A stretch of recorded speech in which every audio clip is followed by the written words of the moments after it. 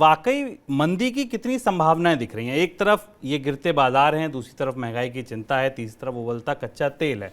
कल उसमें हालांकि थोड़ा सा ठंडक आई उस उबाल में। मंदी की संभावनाएं आपको कितनी पुख्ता दिख रही हैं? शुभम, सबसे महत्वपूर्ण चीज जो कल 24 घंटे में दिखाई दी कि कल अचानक पूरी दुनिया के बाजारों में काफ़ी तेज गिरावट और उथल पुथल दिखाई दी। मनोज की रिपोर्ट बताती है कमोडिटी मार्केट खासतौर से, हालांकि कमोडिटी मार्केट पिछले 15 दिन से दबाव में है। कच्चे तेल की गिरावट काफ़ी महत्वपूर्ण थी, जिस पर हम आगे चर्चा करेंगे कि कच्चे तेल का आउटलुक क्या मिल रहा है।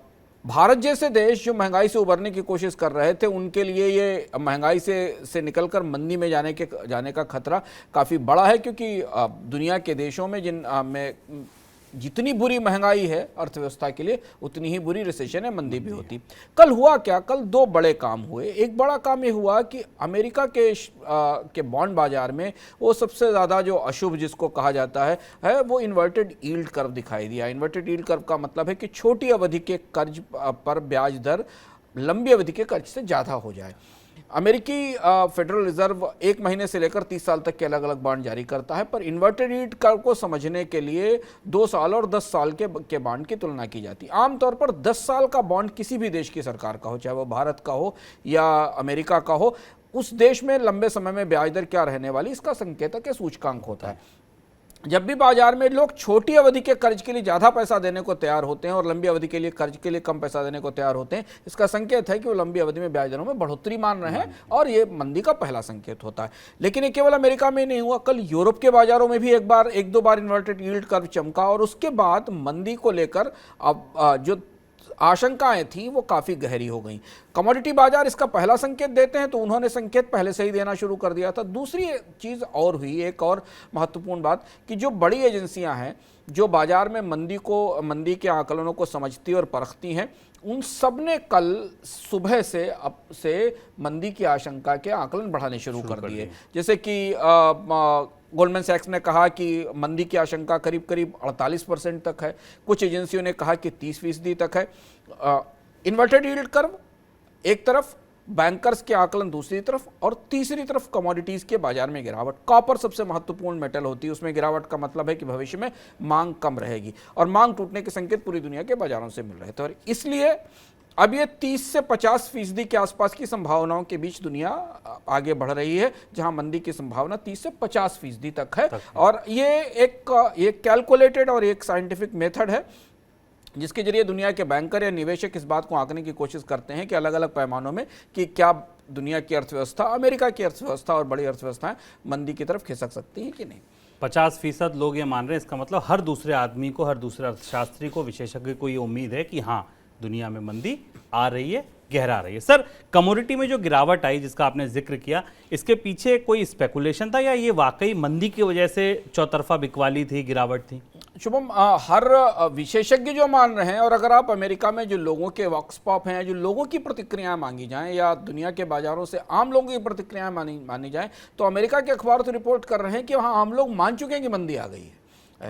निवेशक अपने पैमानों पर, और उसके कुछ आर्थिक पैमाने जिनके आधार पर आप मान सकते हैं कि किसी अर्थव्यवस्था में स्लो डाउन और मंदी के क्या संकेत हैं। पर अगर आप अमेरिका के मीडिया की रिपोर्ट्स देखें, लोगों से बातचीत के आधार पर देखें, तो उनको लगता है कि अमेरिकी अर्थव्यवस्था मंदी में के दौर में प्रवेश कर चुकी है।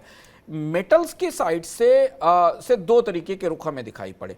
एक तो ये दिखाई दिया कि मेटल हमेशा रिस्क को लेकर बहुत सेंसिटिव इन्वेस्टमेंट होता है। आमतौर पर चूंकि अक्सर कहा जाता है ना शुभम, कि अगर आपको किसी समय आने वाली परिस्थिति का रुख देखना है, तो उसके लिए धातुएं सबसे बड़ा आईना होती हैं, क्योंकि बाजार में मांग कैसी रहेगी, मैक्रो पिक्चर कैसी रहेगी, इसकी सही तस्वीर शेयर बाजार तो बाद में देते हैं। कंपनियां जब बनाएंगी, बेचेंगी, मुनाफा कमाएंगी, तब शेयर बाजार में वो आपको रिटर्न दे पाएंगी।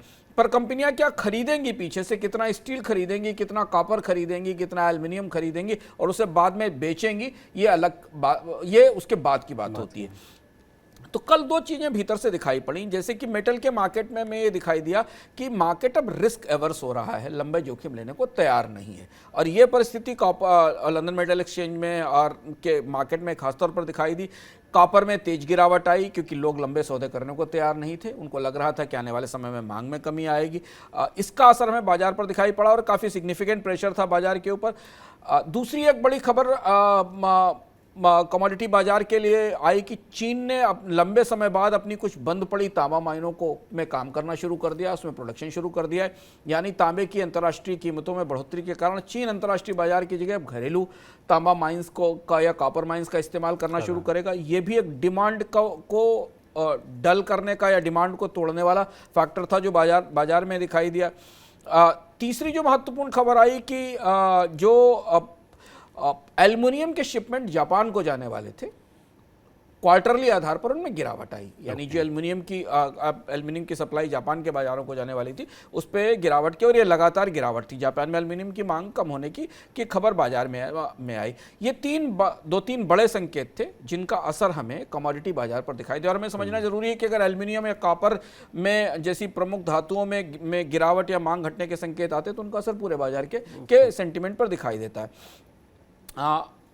एग्रीकल्चर कमोडिटीज़ में भी हमने गिरावट देखी, जिस पर मनोज शर्मा के पैकेज में आपने वो सारी जानकारियां देखी होंगी कि एक साथ एग्रीकल्चर कमोडिटीज़ की कीमतों में भी गिरावट आई है। इसमें जो सबसे इंपॉर्टेंट फैक्टर जिसने कल ट्रिगर किया वो ये था कि जो यूएस डिपार्टमेंट ऑफ एग्रीकल्चर है उसका जो आंकड़ा आया उसने बताया कि अनाज की मांग में गिरावट आएगी या कमी आएगी। और इसके कारण दूसरा आंकड़ा ये भी था कि जो एक्सपोर्ट है अमेरिका से एग्रीकल्चर कमोडिटीज़ का उसमें भी कमी आ रही है। इन दो फैक्टर्स ने मिलकर कमोडिटी बाजार में कल एक किस्म की पैनिक की परिस्थिति पैदा कर दी।